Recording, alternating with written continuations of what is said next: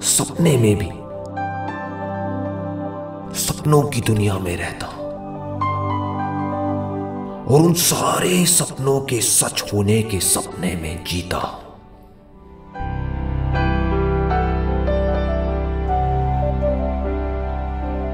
अगर ये सपनों की लहर नहीं तो क्या है?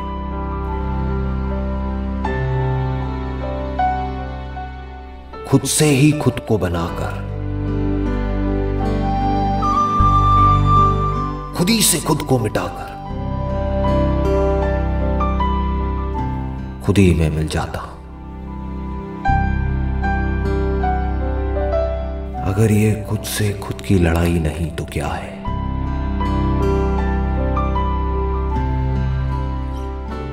जागना तो चाहता हूं मगर डर है कि अपना सब कुछ खो दूंगा। अब करूं तो क्या करूं? इसमें भी कोई शक नहीं कि खुद को खोकर मैं खुद को पालूंगा।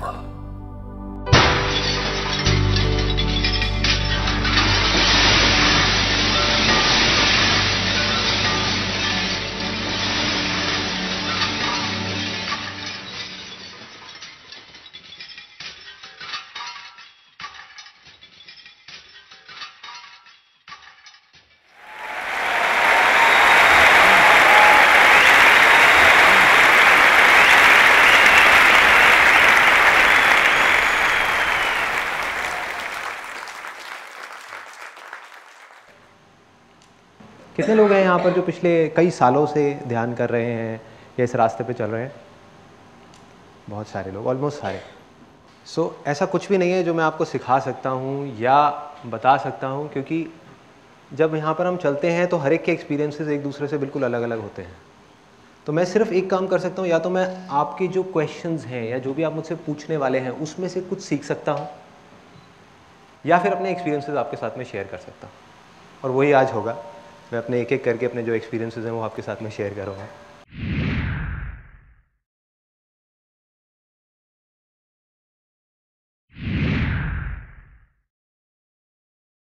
मैं अभी फिजियोथेरेपी के एक डॉक्टर के पास में जा रहा था, थोड़ा सा पेन हुआ था। मेरे बहुत अच्छे फ्रेंड है, तो वो एक बड़ा सिंपल सा उन्होंने मेरे से क्वेश्चन पूछा और मुझे हंसी आ गई।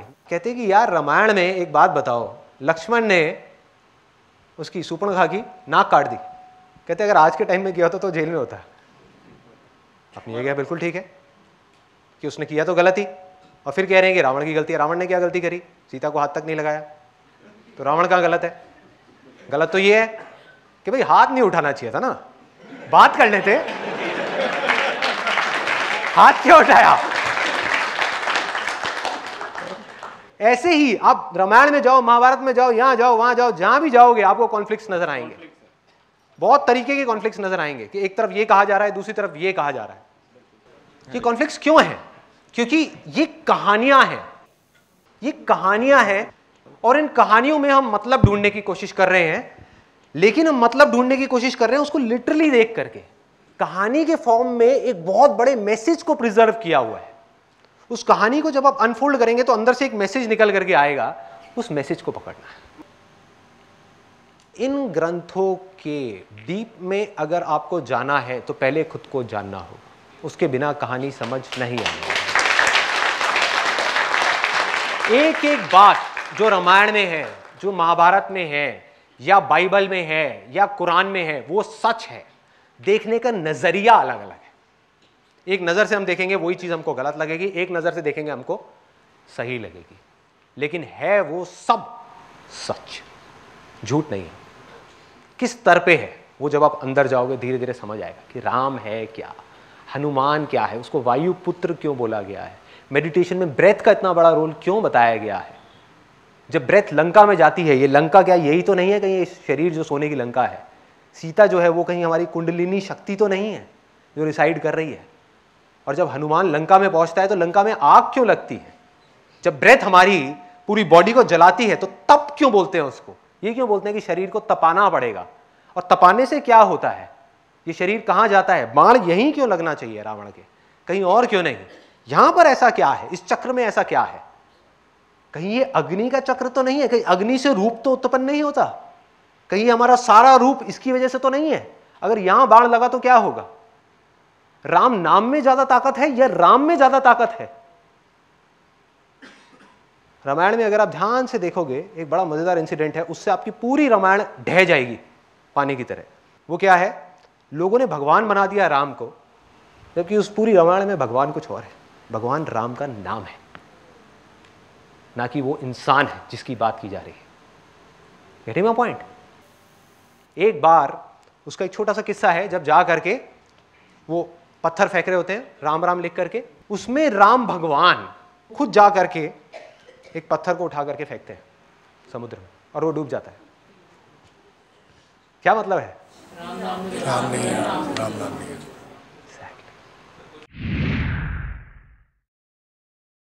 एक गाड़ी जा रही है, वहां पर एक ड्राइवर बैठा हुआ है। एक गाड़ी है, गाड़ी क्या है? आपकी बॉडी है।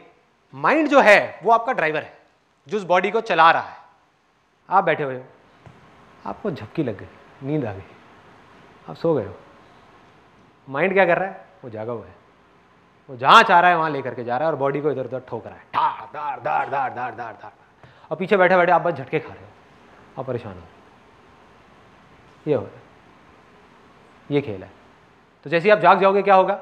ड्राइवर को पता लग जाएगा कि भाई ये तो जाग गया है, अब थोड़ा तरीके से चलाओ गाड़ी। अब आप अगर उसको कहोगे कि तूने ये करना है तो वो ये करेगा, वो करना है तो वो करेगा। उस गाड़ी को जहां लेकर के जाना है वहां लेकर के जा सकते हो, जो चाहे वो कर सकते हो। ये तो आप कौन हो? जो पीछे बैठे हो, आप मालिक हो। मालिक नौकर बन गया और नौकर मालिक बन गया। ये जड़ है सारी की सारी प्रॉब्लम।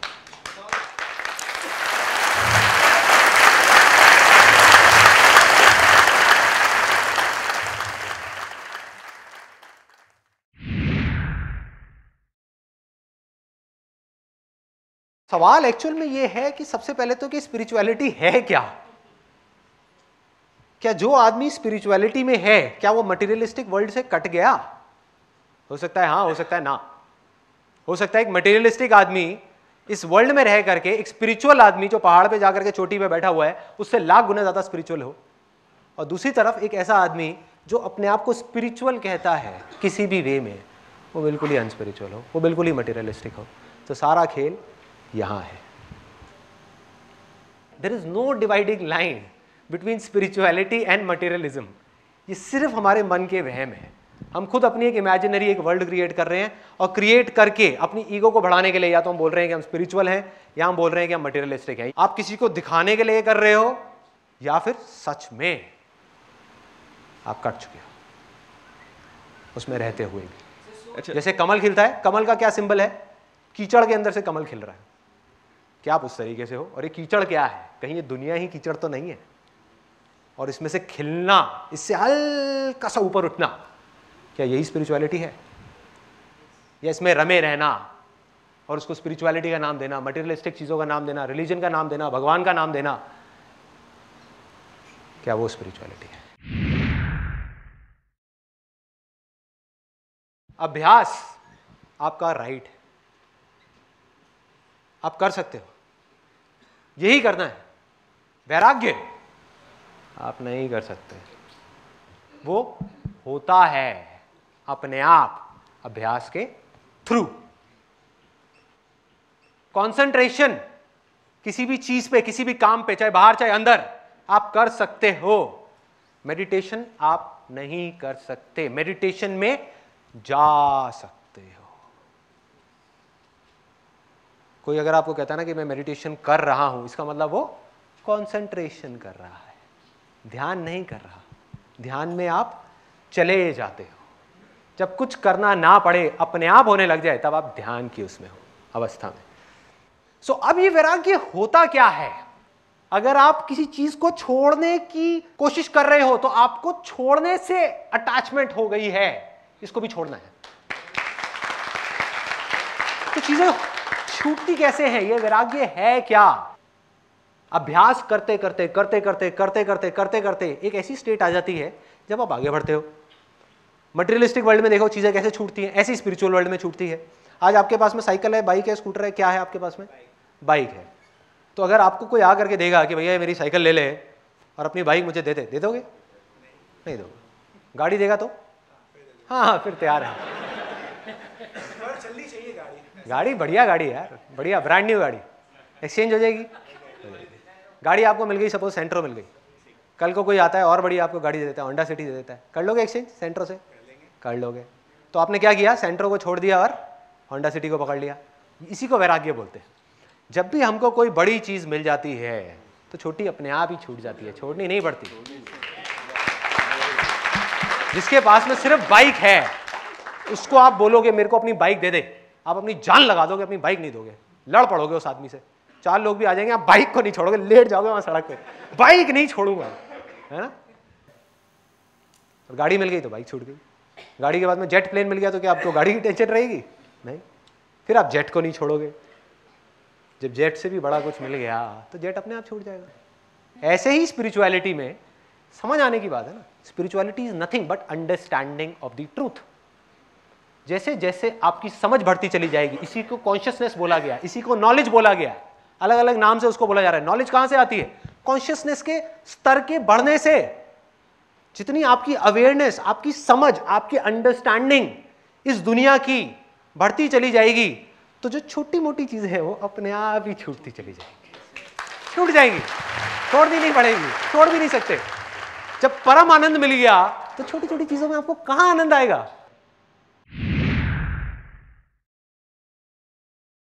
जब भी आपका मन शांत होगा कुछ भी करने से, वो अच्छे कर्म है। जिससे भी आपका मन अशांत होगा या दूसरों का मन अशांत होगा वो बुरे कर्म है। अगर इसका मैं बेस बताऊं, बेस कि क्या करना है और क्या नहीं करना, जो भी इस कैटेगरी में फॉल होता है वो अच्छे कर्म है, जो इस कैटेगरी से बाहर है वो सब बुरे कर्म है। वो क्या है? सबसे पहला सेल्फ इंक्वायरी, सबसे अच्छा कर्म है। इससे अच्छा दुनिया का कोई कर्म नहीं हो सकता। स्पिरिट ऑफ इंक्वायरी, वो इंक्वायरी की स्पिरिट क्या है कि मैं हूं कौन। इससे अच्छा कर्म दुनिया में और कोई नहीं है, हो ही नहीं सकता, क्योंकि ये आपको अंदर लेकर के जा रहा है, बाकी सारे विचार आपको बाहर लेकर के जा रहे हैं। तो कितने लोगों के अंदर ये सवाल उठाए कि मैं कौन हूं, कहां से आया हूं, कहां जाने वाला हूं। इससे अच्छा कोई कर्म नहीं है इस दुनिया में। इसको पकड़ करके रखो। जब तक ये सवाल आपके अंदर है, आप अच्छे कर्म कर रहे हो। जिस दिन ये सवाल आपके अंदर से निकल गया, आप बुराई के रास्ते पे अपने आप ही चल पड़ोगे। चलोगे नहीं, चलने लग जाओगे। दूसरा क्या है? Self control. जो करने से आपका सेल्फ कंट्रोल बढ़ रहा है, किसके ऊपर? अपनी 10 इंद्रियों के ऊपर। जो हमारी 5 ज्ञानेंद्रियां हैं, 5 कर्मेंद्रियां हैं, और एक 10 इंद्रिय जिसको बोला गया माइंड। अगर सिंपल वे में देखा जाए तो इस 11 के बाहर और कुछ भी नहीं है। सिर्फ इन 11 पे आपको कंट्रोल करना है, वही लोग नहीं कर पा रहे। फॉर एग्जाम्पल, एक आदमी कहता है कि मैंने स्विमिंग सीख ली। कहां सीखी? पानी के बाहर। पानी के बाहर। तब पता लगेगा उसको स्विमिंग आती है नहीं जब वो पानी के अंदर जाएगा। तो जब वो इंद्रियां आपके ऊपर हावी होती हैं, तब उस समय आपको अपनी विल पावर को, अपनी इच्छा शक्ति, जो इच्छा शक्ति किसकी है? उसी की है, अंदर जो है, उसकी इच्छा शक्ति को लेकर के सामने आना है। और उस समय धीरे धीरे अगर आपका अपने ऊपर कंट्रोल आता चला गया, एक ऐसी स्टेट आ जाएगी जब आपको कंट्रोल करना नहीं पड़ेगा। ये सब 10 की 10 इंद्रियां आपके कंट्रोल में होंगी। चाहोगे तो करोगे, चाहोगे तो नहीं करोगे। चाहोगे तो यहां से कुछ आएगा, चाहोगे तो नहीं आएगा। और एंड में जो 11वीं इंद्री बच जाएगी, जो सबसे ज्यादा पावरफुल है, वो है माइंड। धीरे धीरे जब ये 10 इंद्रियां हटेंगी, उसके बाद में जब ये माइंड आएगा आपके सामने निकल करके, विच इज वेरी पावरफुल, बहुत पावरफुल है, क्योंकि आपकी सारी पावर्स इस माइंड के अंदर है, सारी पावर्स। और इसके युद्ध को, इस माइंड के साथ के युद्ध को बोला गया है रामायण और महाभारत। इस युद्ध की बात हो रही है। ये कुरुक्षेत्र है ना, ये बॉडी ही कुरुक्षेत्र है, यही सोने की लंका है। इसको जलाना है, इसी के अंदर युद्ध होने हैं, तरह तरह के युद्ध होने हैं। अब उस युद्ध को कैसे लड़ना है, यही अभ्यास है, यही स्पिरिचुअलिटी। और इस युद्ध को लड़ करके कैसे जीतना है। जब आप जीत जाओगे तो धर्म की स्थापना अपने आप हो जाएगी, करनी ही नहीं पड़ेगी। उसी को धर्म बोलते हैं। तब तक, जब तक कि आप नहीं जीतते उस युद्ध को, तब तक सब इमेजिनेशन है, इमेजिनेशन है। अधर्म में हम धर्म की बात करते चले जाएंगे और कहेंगे हम धर्मात्मा है। अरे ना भाई, ना। करीबन 1 साल पहले मैं धर्मशाला गया था और वहाँ जा करके एक पहाड़ है जहाँ पर कोई गाड़ी नहीं जा सकती, वहाँ से 20 मिनट पैदल चल के जाना होता है और वहाँ पे जा करके एक होटल बना हुआ है। वहाँ पर अपनी सांसों की भी आवाज़ शोर सुनाई देती है। तो मैं 10 दिन तक वहीं था और मैं बैठा हुआ बाहर ध्यान करने के लिए। शाम को करने बैठा था करीबन 4-5 बजे और 7-8 बज गए, 9 बज गए, मुझे नहीं पता कितना क्या टाइम हो रहा था, रात हो गई थी। और रात होते होते वहाँ पर बहुत तेज़ मेरे कानों के अंदर एक झिंगुर की आवाज़ सुनाई देने लगी। झिंगुर पता है सबको क्या होता है, जंगल में नहीं होता वो गर्र करके वो आवाज़ें आती हैं। उस आवाज़ को मैंने देखना शुरू किया। देखना मतलब मन की आंखों से देखना, एक आंख से देखना, जिसमें एक आंख से देखने की बात करी गई है ना, एक आंख से देखना, उसको देखना शुरू किया बंद आंखों से। जब उसको देखा तो